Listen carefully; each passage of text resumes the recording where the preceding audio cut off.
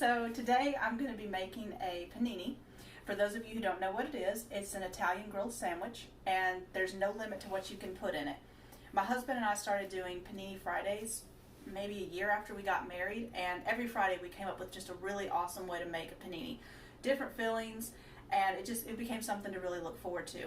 And even though today is not Friday, I think it is Friday.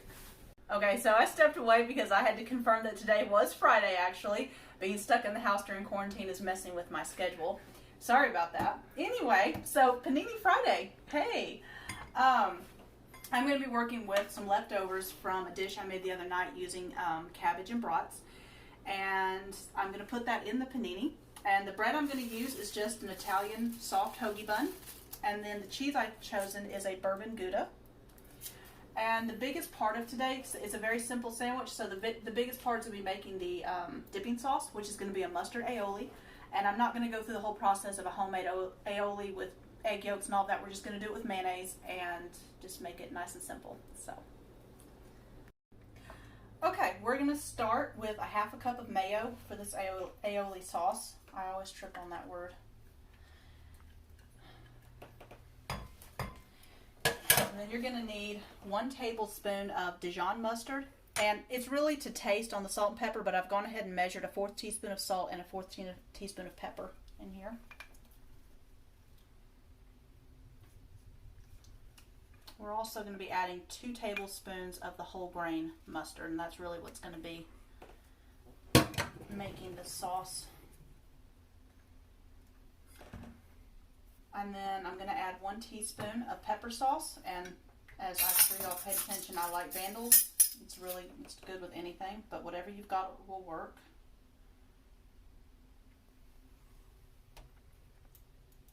Okay. And we're going to mix that up, and then we're going to get this in the fridge while we work on our sandwich.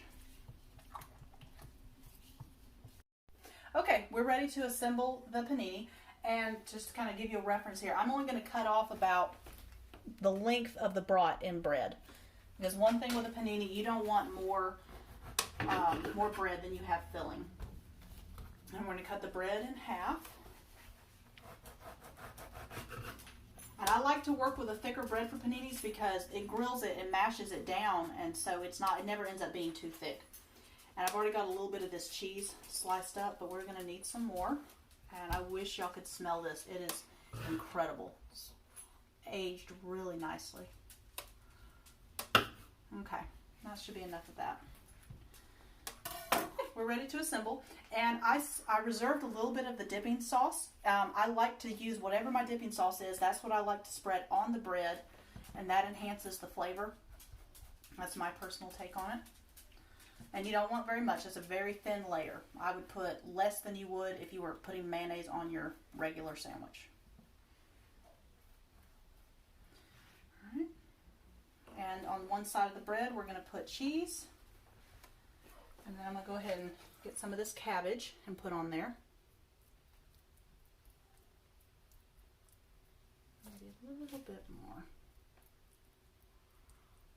All right. I've got my brat that I cut in half, and that goes next, and then another layer of cheese,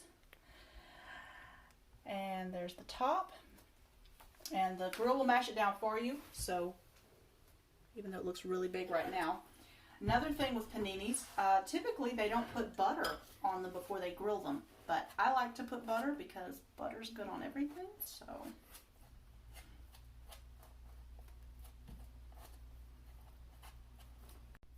Okay, it's assembled. I've got both sides buttered. We're going to go ahead and get this in the grill.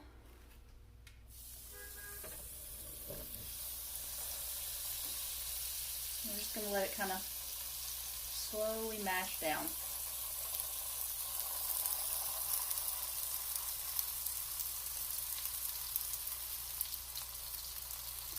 I'm going to let that sink on its own. And that is another thing. You don't have to have an actual panini grill. For years, I worked with just a George Foreman grill. It cooks it kind of at an angle, so you have to occasionally push it back up in there. But it really doesn't hurt anything. And you can also use one of those handheld bacon presses, the cast iron ones. If you feel like standing there with it, you can do that too. Okay, it's been in there for a couple of minutes, so we're going to go ahead and check it. And that looks really good.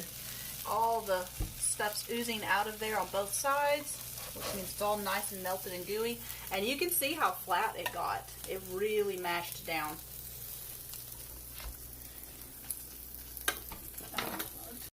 Okay. Just cut in half. You hear that nice crunch from that nice grilled bread.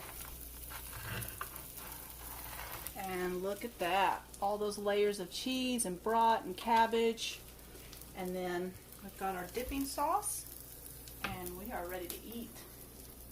Thank you guys for watching. I hope you enjoyed. Since this wasn't really a recipe, paninis, I just kind of make them up. There isn't going to be an actual recipe posted with a video, but there will be a recipe for the aioli dipping sauce because that's my recipe. So I'm going to share that with you guys. So hopefully you'll check it out.